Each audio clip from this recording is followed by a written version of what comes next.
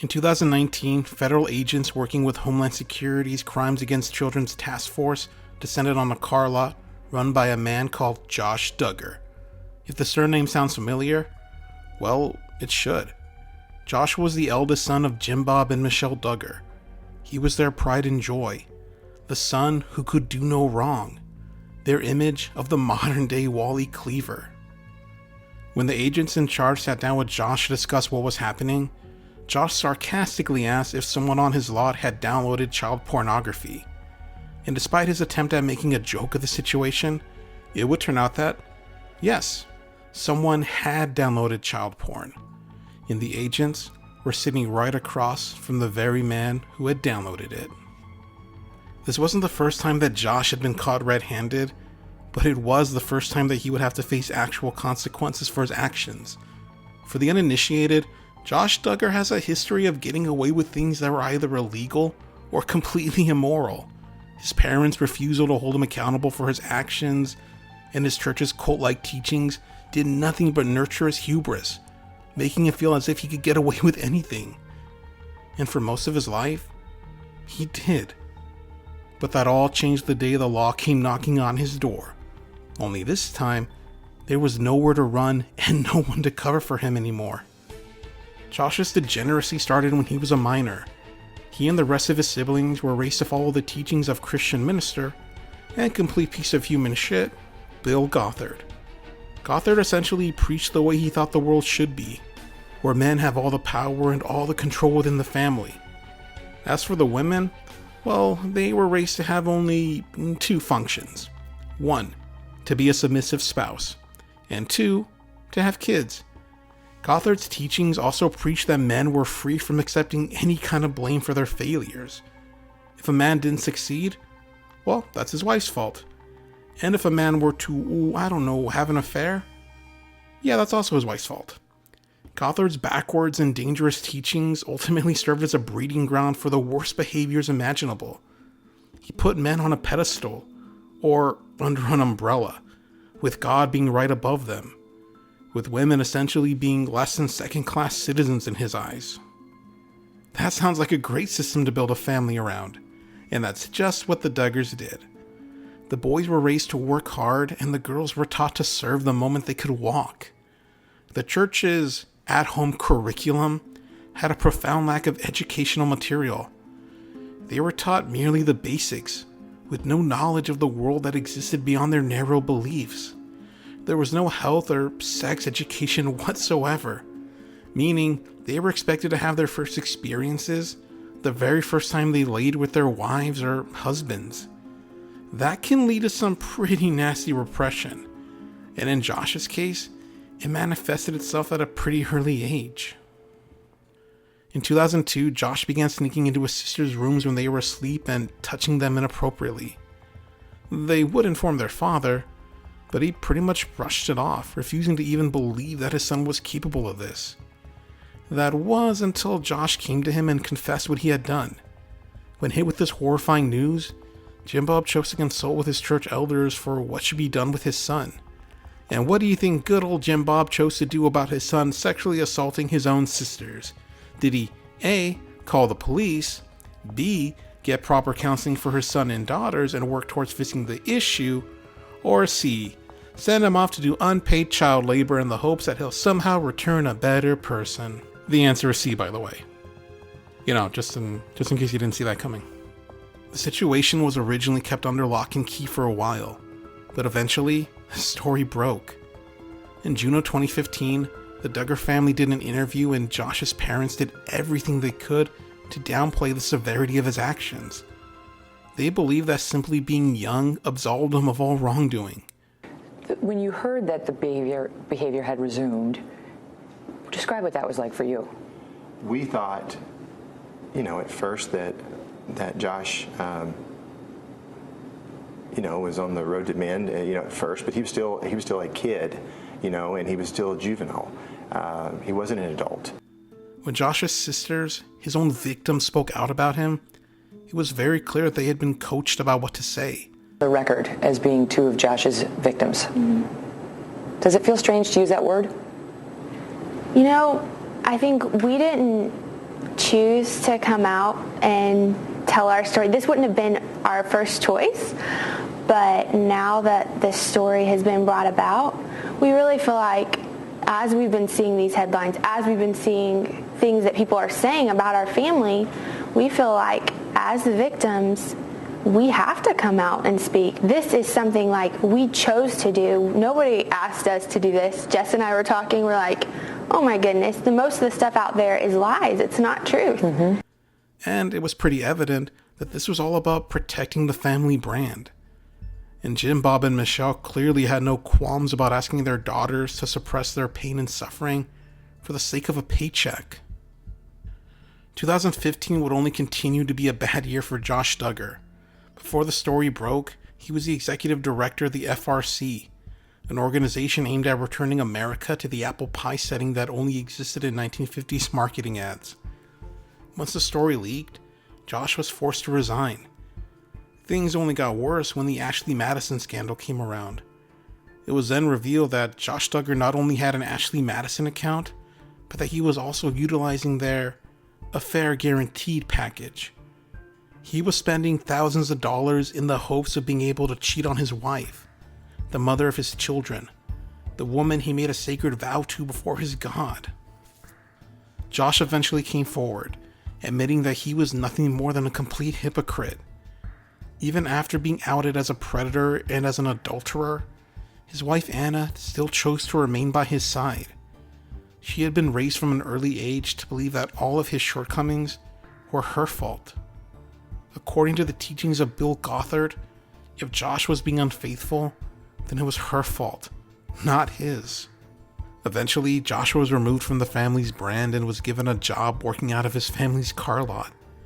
At this point, Josh had every opportunity in the book to be the man that he conned America into believing he was. But it wasn't long before he found a way to sink back into his degeneracy. After everything he had put Anna through, she decided that the best way to deal with her husband was to keep tabs on him. She installed a program called Covenant Eyes, a software that monitors all of his internet activity. And it seemed like a pretty good safeguard.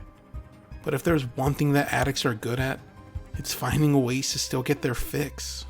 Josh was always a pretty tech-savvy person, even from an early age. And this was something he used to his advantage once his wife decided to start keeping tabs on him. Josh was able to install a Linux partition onto his office computer's hard drive, and through that, he was able to access the dark web. Once here, Josh delighted himself in downloading some of the worst images and videos of CP that the world has ever known. Many of these videos featured children that were no younger than his own, with some of them being literal babies. One of the videos he tried to get a hold of featured an 18-month-old little girl being abused in the worst ways imaginable. Josh must have felt pretty secure when he was lying to his wife while still being an absolute monster. Well, if there's one thing we all know about the internet, it's that nothing is secure. This leads us to the events of 2019 when Homeland Security agents sat down to talk with Josh about the videos and images being downloaded at his car lot. At first, Josh tries to not so casually control the conversation, but the agents quickly shut him down. But we're part of a specialized task force, and that task force is called the Internet Crimes Against Children Task Force. Yep. Based on an ongoing investigation, we were able to directly connect, actually one of our task force affiliates in the Eastern District was able to directly connect to a certain IP address that was participating in the uploading and sharing of known videos and images of child pornography. Okay. That information was then sent to us because the IP geolocated back into the Western District, somewhere in Northwest Arkansas. So it was transmitting or receiving? At this point, I probably best that you just listen, okay? Okay. We were able to get from this IP address one specific video of child pornography and one folder containing approximately 65 images of child pornography from a specific IP address. I like to think that this was the point where Josh realized just how fucked he actually was. These men were not his father's friends, nor were they members of his church. These were federal agents, and this was not something that was going to get swept under the rug. Despite Josh trying to sow some doubt, they were able to prove that it was him, as Josh actually texted his wife about staying late at the same time that he was on his computer searching for this vile garbage. Josh was eventually arrested and a trial commenced. His father, Jim Bob, was asked to take the stand and share everything he knew about the time when his eldest son was violating his daughters. This could have been a turning point for Jim Bob as both a father and a man.